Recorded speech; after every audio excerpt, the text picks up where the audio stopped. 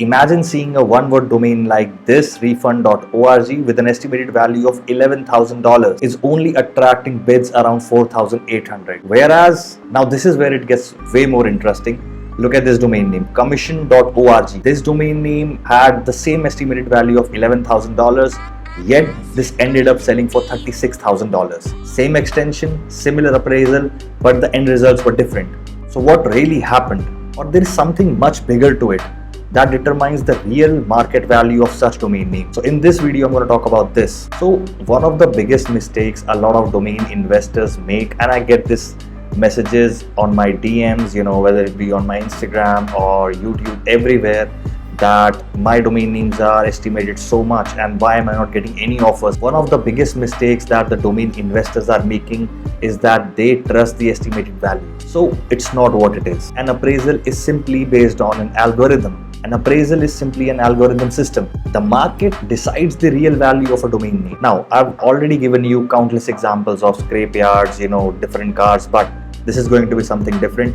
Think about the houses now. Two homes can both be estimated at $500,000. One sells for $480,000 and the other sparks a bidding war and sells for $700,000. Why? Because the real buyers actually determine the value. It's not about what you ask for. It's about what the current market is giving you. And this is what exactly happens to the domain names. So I get a lot of questions about estimated values and whether these tools really work. So basically the appraisal tools work on factors like keyword popularity, search volume, length, comparable sales, and obviously the domain extension. But what it cannot predict is the buyer's demand. That is the reason you will often see a domain name that will sell for above or below their estimated values. So don't assume refund.org is actually worth exactly $11,000 just because the tool says so. And similarly goes to this domain name, commission.org. So now the question is, why did commission.org sold for $36,000? The word commission, this is very versatile.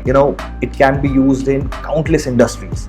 Now, for example, obviously sales commissions, we all know about it. Now, what about government commission? What about art commissions?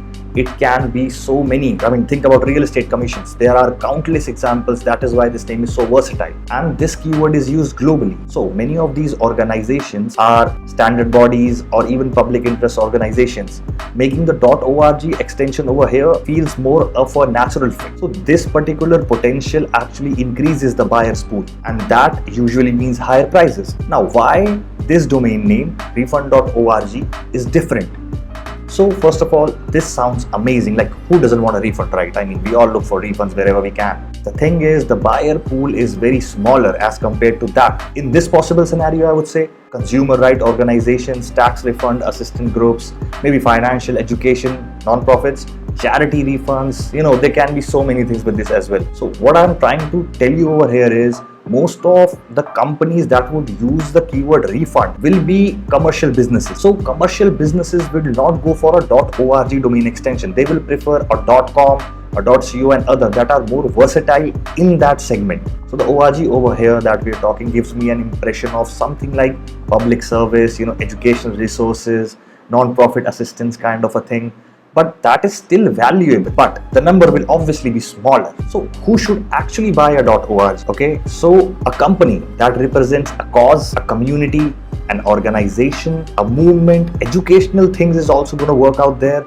Public services is going to be good. So if you fit in this segment, the .org is definitely for you. So if you want to know about the words, the keywords that will go very nicely with this is, foundation, health, education, volunteers, climate, equality. So these naturally align with what people would want and expect from a .org website. Now, if you put up, something like casinos, shopping, insurance coupons, something like that, it's not going to go well with the .org. It will go better with other domain extensions. So as I've always said, every domain extension has its own value, and the right keywords makes everything. Now the question is, will refund.org actually sell for good price? Right now, as you can see over here, there is still 1 day and 20 hours left. The current bid is going on at $4,800, and over here the estimated value, as you can see, is $11,000. There are 55 bids, 19 bidders. It is going strong, but I don't think so it's gonna go as, if we compare the price of commission.org. So what you should be taking away from this video is don't buy domain names based on appraisal tools. There are varieties of factors as I've mentioned here, and don't ignore extension compatibility. And obviously I have to talk about this. Don't assume every one-word domain name is equally valuable. So whenever you buy a domain name, always ask this one question: who is the likely end user of this? If you can't identify multiple serious buyers, that's going to be a problem.